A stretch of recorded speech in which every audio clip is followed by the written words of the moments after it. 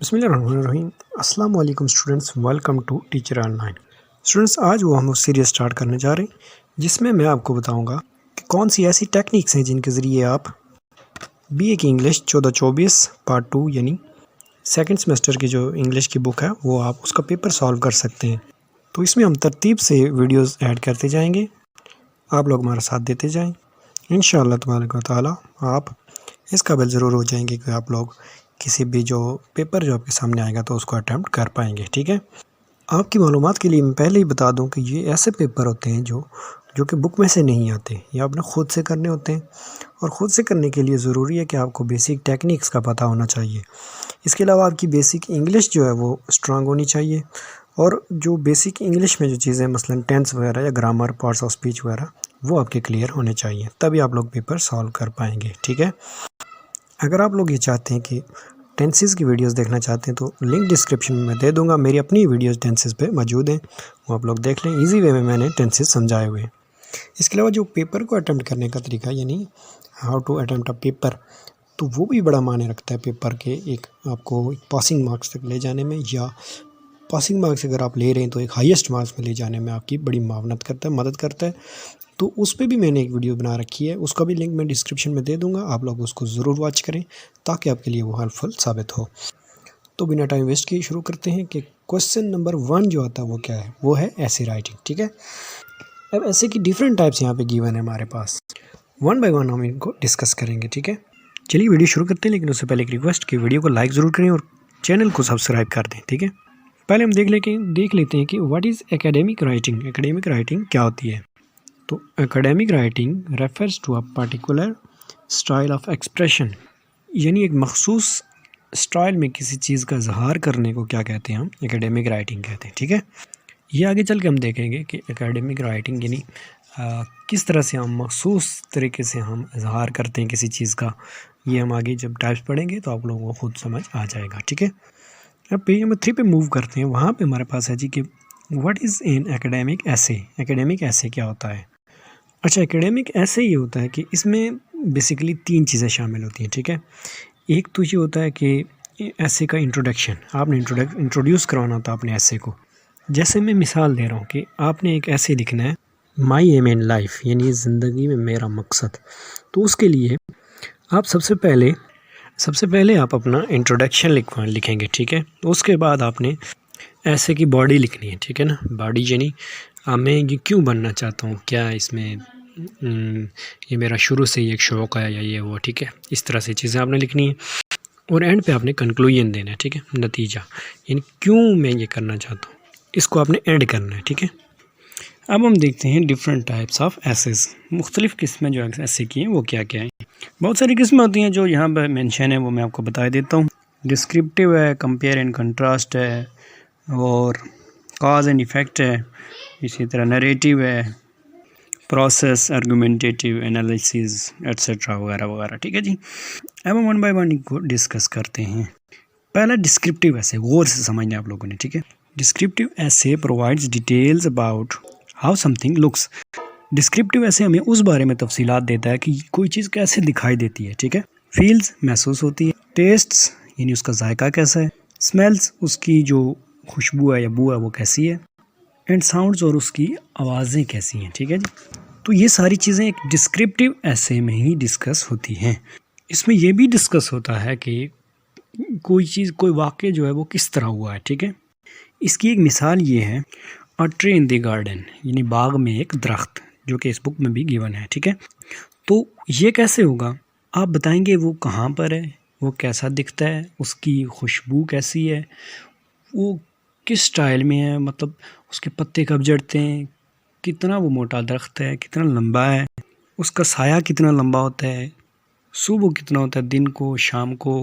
मतलब ये सारी चीज़ें जब अपने उसके में डिस्कस की तो ये एक डिस्क्रिप्टिव ऐसे बन गया। ठीक है जी, ऐसे में आपको पहले बता तो चुका हूँ कि इंट्रोडक्शन आपने लिखना है यानी ऐसे के बारे में।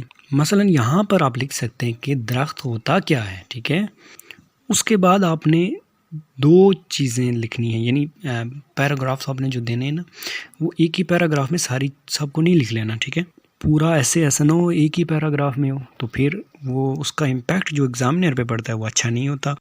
आपने पैराग्राफ्स में उसको आगे सब डिवाइड आगे कर लेना है, ठीक है जी।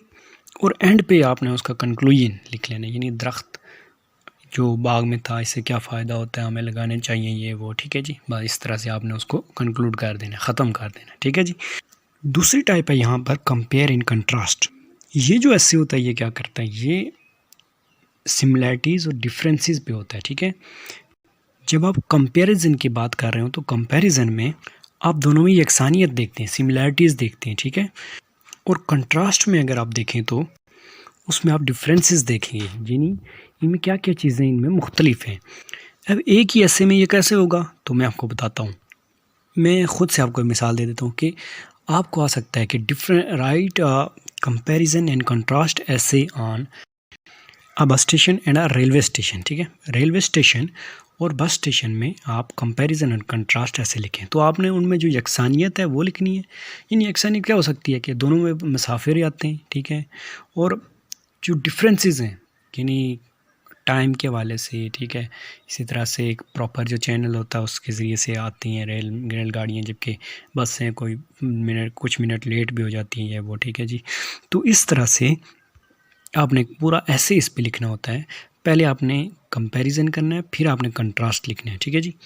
नेक्स्ट जो हमारे पास टाइप है वो है कॉज एंड इफ़ेक्ट। वजह क्या थी और उसके असरात क्या हुए। आसान मानों में आप अगर इसको समझें तो यानी कोई वाक़या क्यों हुआ और उसके क्या असरात हुए, ठीक है। मैं मिसाल देता हूँ कि पिछले एक पेपर में रिसेंटली मैंने देखा, उसमें आया हुआ था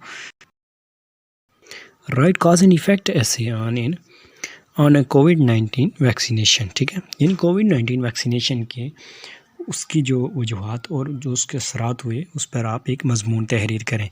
तो सबसे पहले आपने उसमें लिखना होता है कि ये हुआ क्यों, वैक्सीनेशन क्यों कराएगी, ठीक है, और उसके असरात फिर क्या हुए, ठीक है। तो इस तरह से ये हमारा जो ऐसे होता है काज एंड इफ़ेक्ट होता है, ठीक है। आगे हमारे पास ऐसे है जी नरेटिव ऐसे। नरेशन कहते हैं बयान करने को, रवायत करने को, ठीक है। इसकी मैं मिसाल देता चलो आपको, जैसे होता है कि विज़िट टू मरी, ठीक है। मरी की एक जो हमने सैर की तो उस बारे में आप ऐसे लिख लें। तो ये एक नैरेटिव पूरी एक जो बयान करेंगे आपकी, आप सुबह कहाँ से बैठे, दोस्त थे, फिर उस बस में हम गए, ये वो उधर जाके हमने फ़लाँ जगह एंजॉय किया, चेयर लिफ्ट पे बैठे, इस तरह से मतलब फिर हम माउंटेन साइड पे गए, वहाँ पे हमने फूड शॉट किया, उसके बाद शाम को वापस यानी पूरा जो एक सीक्वेंस है आपने लिखना है। तो इस तरह से आप लोगों का ये नरेटिव ऐसे हो जाएगा, ठीक है जी। अब नेक्स्ट है अ प्रोसेस ऐसे। नाम से ही ज़ाहिर है कि किसी भी चीज़ का एक जो प्रोसेस है, कंप्लीट प्रोसेस आपने बयान करना है ऐसे की शक्ल में, ठीक है। उसकी भी एक बिगिनिंग होगी, इंट्रोडक्शन, उसके बाद उसकी जो बॉडी है और उसके बाद कंक्लूजन, ठीक है। उसी तरह से लिखा जाएगा, लेकिन इसमें ये फ़र्क है कि पूरा जो एक प्रोसेस हो रहा है उसको आपने सीक्वेंस से एक लिखना है बस, ठीक है। बहुत ईजी है। ये डिस्क्राइब करता है कि कोई भी चीज़ जो है वो किस तरह हुई, ठीक है, यानी उसका जो कंप्लीट प्रोसेस है वो बेसिकली जो डिफरेंट स्टेजेस पे एक्शन परफॉर्म हुए, यानी जो काम किए गए उनको आपने तरतीब से लिखना होता है, बस ये है आपका प्रोसेस ऐसे, ठीक है। अब नेक्स्ट टाइप है आर्ग्यूमेंटेटिव ऐसे। ये होता है कि किसी को किसी चीज़ पर उकसाना, जैसा कि आपको क्यों पब्लिक ट्रांसपोर्ट यूज़ करनी चाहिए, ठीक है। Why you should use public transportation, यानी किसी को कायल करना। बेसिकली आर्गुमेंटेटिव जो होता है ऐसे वो किसी को कायल करना होता है, ठीक है, कि वो ये ना करे बल्कि ये करे उसकी जगह, ठीक है ना। जैसे cats are better pets than dogs, तो बिल्लियाँ जो हैं वो बेहतर पालतू में शामिल हैं बानिस्बत कुत्तों की। तो आप किस तरह से एक आदमी को कायल करेंगे कि वो बिल्लियाँ पाले बजाय कुत्तों के। तो ये जो ऐसे आप इस पे लिखेंगे उसको कहते हैं ये आर्गुमेंटेटिव ऐसे है, ठीक है। आपसे समझ आ गया होगा। नेक्स्ट है एनालिसिस। इसको एनालिसिस भी कहते हैं और एनालिसिस भी कहते हैं, ठीक है। एनालिसिस ऐसे किसी की ताकत, यानी जो उसका स्ट्रॉन्ग पॉइंट है या कमज़ोरी, वीकनेस, या किसी चीज़ के कितना अच्छाई और बुराई को जो एनालाइज करता है, ठीक है, ये ऐसे ऐसा होता है। जैसे आप किसी पोएम या स्टोरी या बुक या किसी ड्रामे पे आपका जो एक एनालिसिस होता है, ठीक है, तज्ज़िया होता है, तो उसकी अच्छाइयाँ और बुराइयाँ जो आपने लिखनी होती हैं, खूबियाँ और ख़ामियाँ लिखनी होती हैं, तो जो ऐसे उसके बारे में लिखा जाता है उसको कहते हैं हम कि ये एनालिसिस ऐसे है। ठीक है जी। तो ये कुछ टाइप्स हैं जो आपके बुक में गिवन है, वो सारी मैंने आपको डिटेल में समझा दी हैं।